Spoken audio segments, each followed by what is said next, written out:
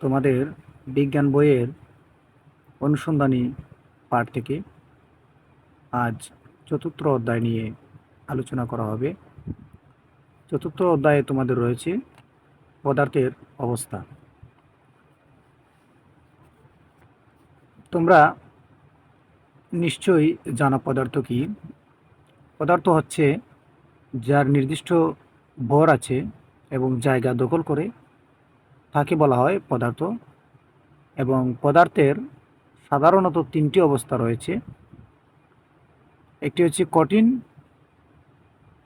তারপর তরল, তারপর রয়েছে গ্যাসীয় বা বাষ্পীয়। তো এখানে এই পাঠটি অনুশীলন করে তোমরা যে বিষয়গুলো জানতে পারবে সেটি হচ্ছে পদার্থের তিনটি অবস্থা।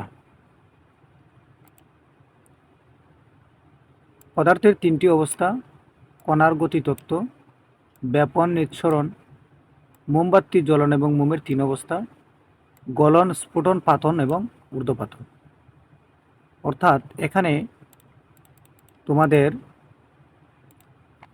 যে বিষয়গুলি আলোচনা করা হবে এই পাঠে সেটি হচ্ছে এই সুকণফলগুলো। চলো আমরা মূল পাঠ আলোচনা করি। কঠিন, তরল ও বায়বীয় পদার্থের এই তিন অবস্থায় তাদের ধর্ম বৈশিষ্ট্য ভিন্ন হয়ে থাকে। অর্থাৎ এই তিনটি পদার্থের অবস্থার ধর্ম এবং বৈশিষ্ট্য সাধারণত আলাদা আলাদা অর্থাৎ ভিন্ন হয়ে থাকে। ফলে তাদের ব্যবহারও তিন অবস্থায় ভিন্ন হয়। এ অধ্যায়ে পদার্থের বিভিন্ন অবস্থার প্রেক্ষিতে তাদের ধর্ম ও বৈশিষ্ট্য এবং দৈনন্দিন জীবনের সঙ্গে সংশ্লিষ্ট বিভিন্ন বিষয় আলোচনা করা হবে। প্রথমে রয়েছে কণার গতিতত্ত্ব।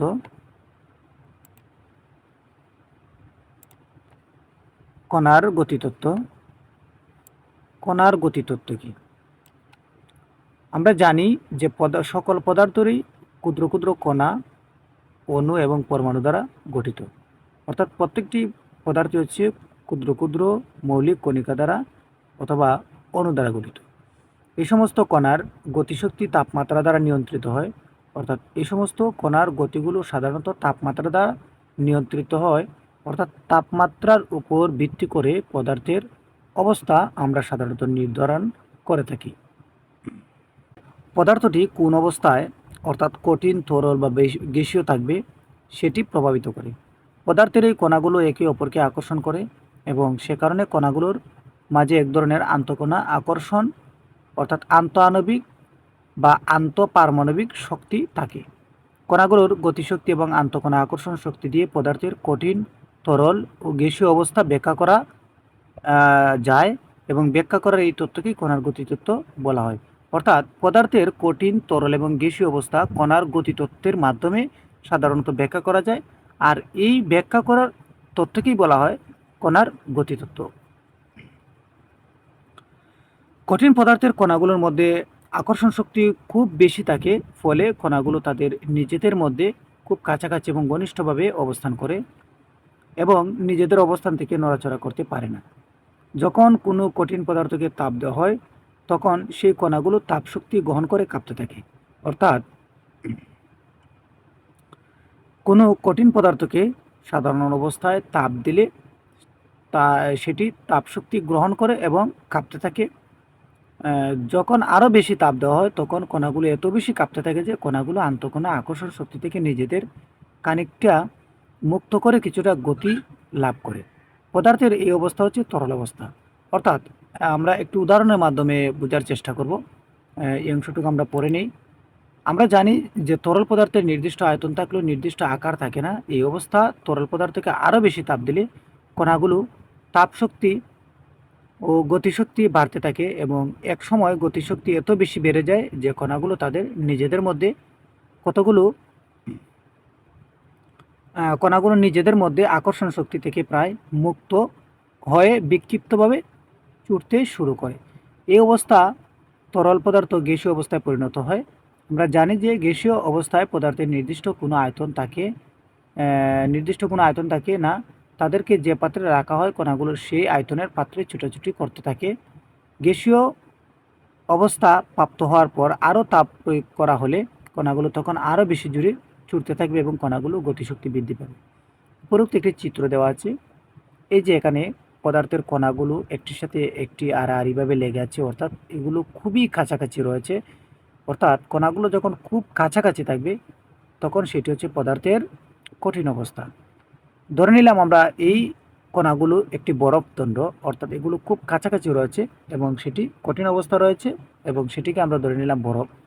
বরফকে বায়ুমণ্ডলীয় তাপমাত্রায় অথবা স্বাভাবিক তাপমাত্রায় যদি আমরা সেটিকে রেখে দিই তাহলে দেখা যাবে বরফ কিছুক্ষণ পর গলতে শুরু করে। অর্থাৎ এটি যখন তাপমাত্রা গ্রহণ করে তখন তার কণাগুলো খানিকটা কিছু দূরে সরে যায় এবং দূরে সরে যাওয়ার পর সেটি তরলে পরিণত হয়। তরলকে যখন আমরা আরও বেশি তাপ দেব তখন তার কণাগুলো কিন্তু আরও বেশি গতিপ্রাপ্ত হয় এবং গতিশীল হয়। ফলে কণাগুলো একটি সময় খুব বেশি গতিপ্রাপ্ত হয় এবং গতিপ্রাপ্ত হওয়ার পর যখন একটি একটার সাথে ধাক্কা লাগে তখন সাধারণত তরল পদার্থকেও ফুটতে শুরু করে এবং এই স্বাভাবিক তাপমাত্রাটা সাধারণত যখন 100 ডিগ্রি সেলসিয়াস তাপমাত্রা পৌঁছায় তখন সাধারণত তরল পদার্থ ফুটতে থাকে এবং তরল পদার্থ যখন ফুটতে শুরু করে তখন সেটি বাষ্পিত হতে থাকে, খুব বেশি বাষ্পিত হতে থাকে। এই বাষ্পীয় অবস্থাটাকে বলা হয় গ্যাসীয় অবস্থায়। এই গ্যাসীয় অবস্থায় কণাগুলো সাধারণত আরও বেশি তরল অবস্থা থেকে আরও বেশি দূরে সরে যায় এবং ফলে কণাগুলো একটা থেকে একটি নির্বিচ্ছিন্নভাবে ছুটাছুটি করতে থাকে। আমরা যখন কোনো একটি গ্যাস একটি পাত্রের মধ্যে আবদ্ধ করব তখন সেটি কিন্তু সম্পূর্ণ জায়গাটি দখল করে রাখে, অর্থাৎ গ্যাসের কণাগুলো খুব বেশি গতিশীল থাকে এবং সেটি ছুটাছুটি করতে থাকে এবং সম্পূর্ণ আকারটি সে পাত্রের সে ধারণ করে থাকে। এটি হচ্ছে সাধারণত কণার গতিতত্ত্ব।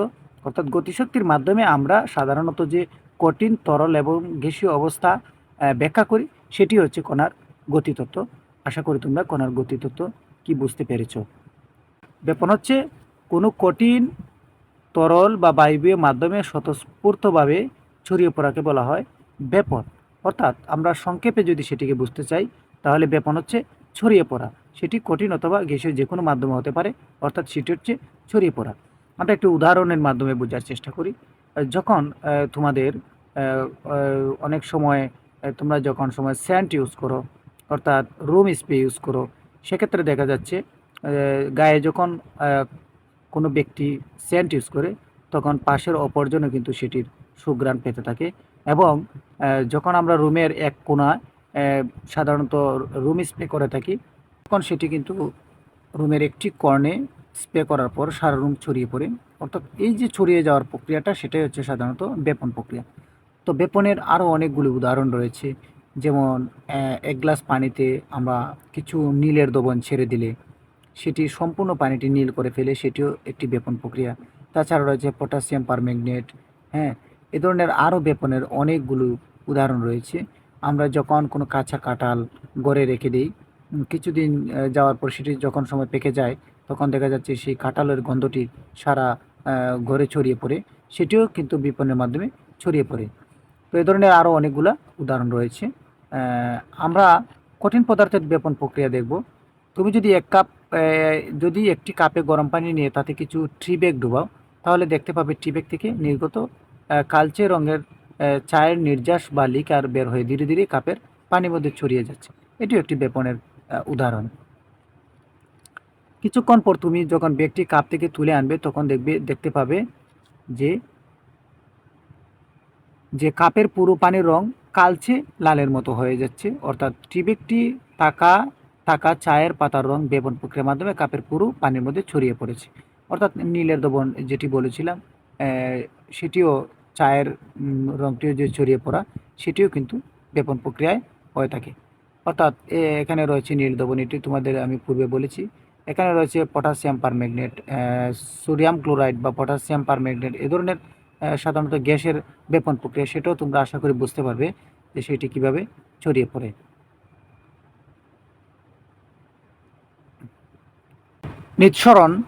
নিঃসরণ হলো এমন একটি প্রক্রিয়া যেখানে কোনো পাত্রে থাকা গ্যাস সরু ছিদ্রপথ দিয়ে পাত্রের ভিতরে উচ্চ চাপের স্থান থেকে পাত্রের বাইরে নিম্নচাপের স্থানের দিকে সজোরে বেরিয়ে আসে।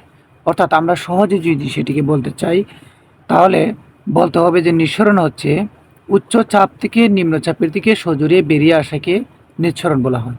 আমরা একটু উদাহরণের মাধ্যমে বোঝার চেষ্টা করি।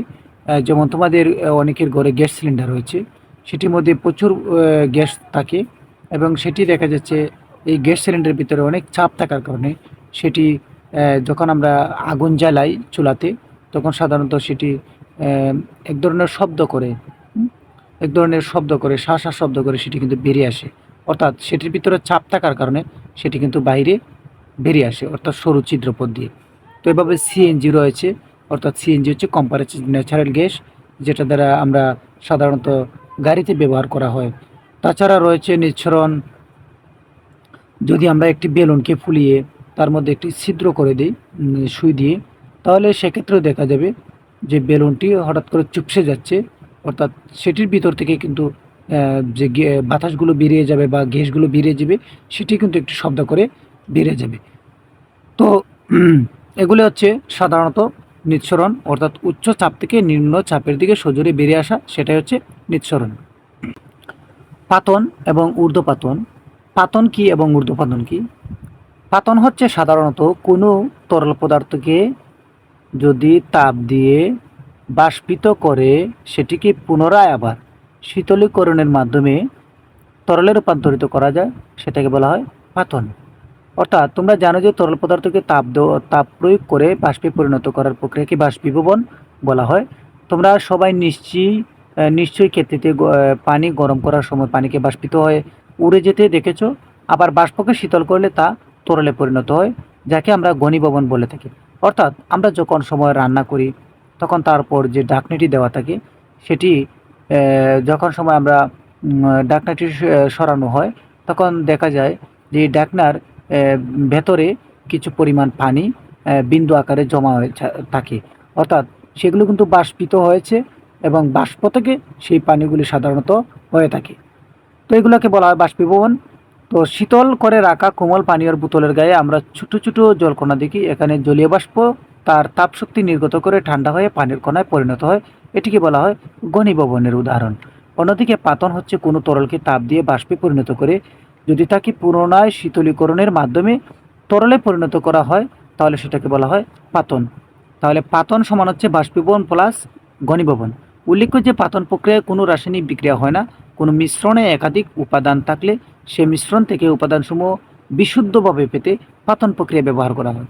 অর্থাৎ কোনো বিষাক্ত বা দূষিত পানি বা দূষিত তরলকে যদি আমরা একদম বিশুদ্ধ পেতে চাই, তাহলে সেক্ষেত্রে কিন্তু পাতন পদ্ধতি অবলম্বন করা যায়। অর্থাৎ আমরা জানি যে তরলকে তাপ দিলে সেটি যখন একটি উচ্চ তাপমাত্রায় পৌঁছায়, তখন সেটি কিন্তু সাধারণত বিশুদ্ধ হয়ে যায়।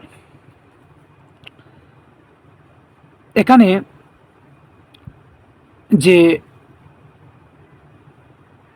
পাতন প্রক্রিয়াটি দেখানো হয়েছে যে একটি মিশ্রণ থেকে কোনো উপাদানকে পৃথকীকরণ পদ্ধতি, অর্থাৎ একটা মিশ্রণ থেকে সেটিকে আলাদা করার বিভিন্ন পদ্ধতি হচ্ছে পাতন পদ্ধতি।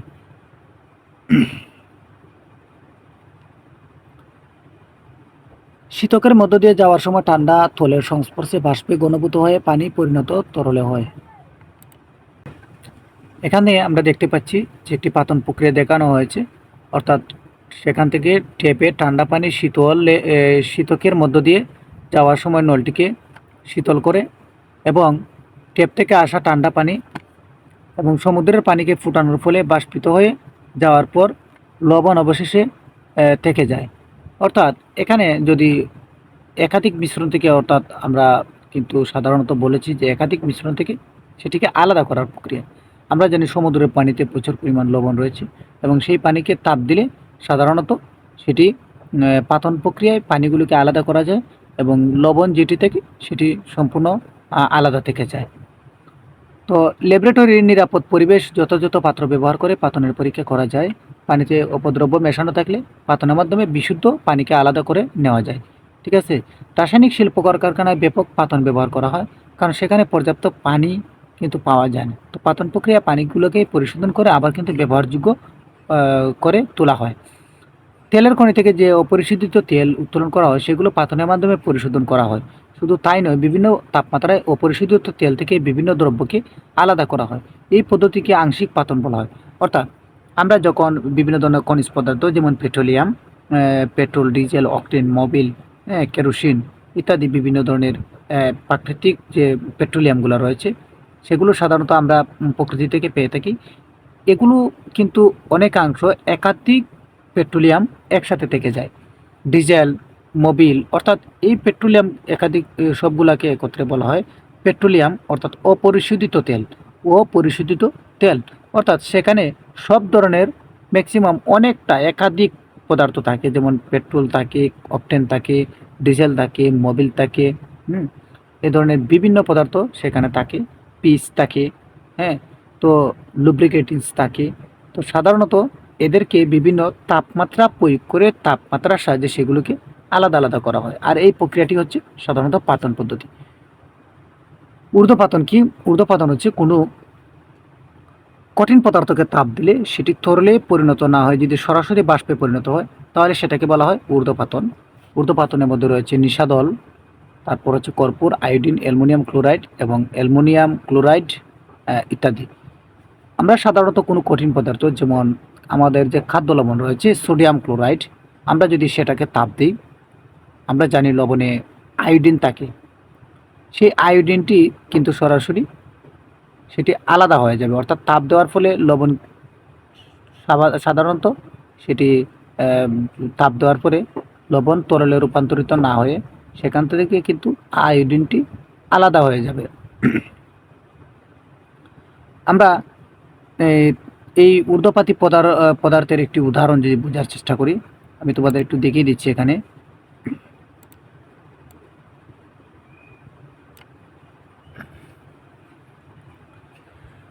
ধরে নিলাম এটা একটি কাচের গ্লাস এবং এখানে কিছু পরিমাণ সোডিয়াম ক্লোরাইড দেওয়া হয়েছে, অর্থাৎ লবণ দেওয়া হয়েছে, অথবা আয়োডিন দেওয়া হয়েছে, অথবা অ্যালুমিনিয়াম ক্লোরাইড, অথবা কর্পূর, অথবা ন্যাপথালিন, অথবা নিশাদল, যে কোনো ধরনের ঊর্ধ্বপাতী পদার্থ দেওয়া হয়েছে। এখানে ঊর্ধ্বপাতী পদার্থ রয়েছে এবং তার নিচে এখানে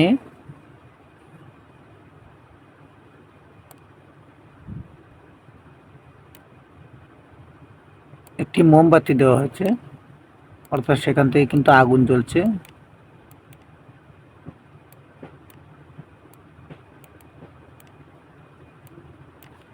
অর্থাৎ এখান থেকে আগুন জ্বলছে, তাপ দেওয়া হচ্ছে, কিন্তু এই ঘরটি সম্পূর্ণ কাচের হতে হবে এবং তার উপর যদি একখণ্ড বরফ টুকরো দেওয়া হয়, এই কাচের উপরে কিছু বরফ টুকরো দেওয়া হয়, হ্যাঁ, বরফ টুকরো দিয়ে সেখানে তাপ দিলে সাধারণত এই কাচের উপরের অংশটিকে যে সোডিয়াম ক্লোরাইড এবং আয়োডিন মিশ্রিত সোডিয়াম ক্লোরাইড থেকে সাধারণত আয়োডিনগুলো এই কাচে দিয়ে জমা হবে।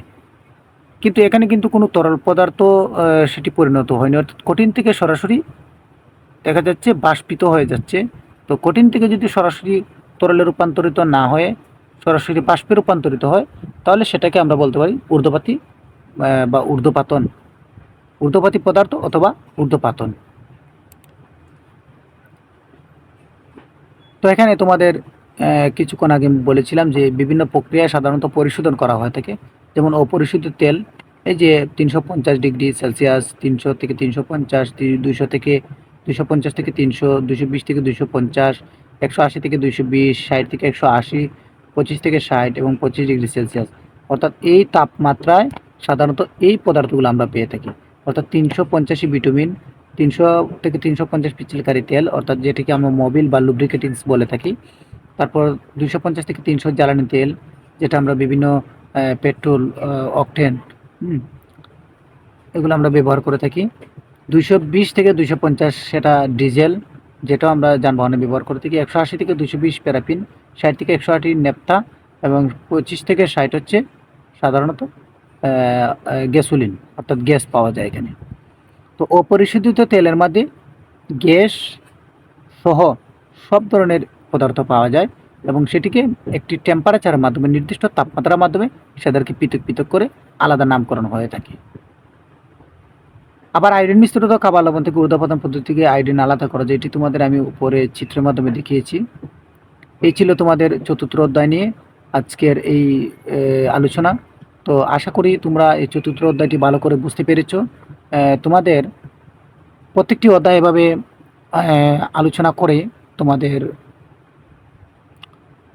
যেহেতু আগামী বার্ষিক পরীক্ষাটি লিখিত পরীক্ষা হবে, তোমাদের প্রশ্নের উত্তর সেখানে লিখতে হবে।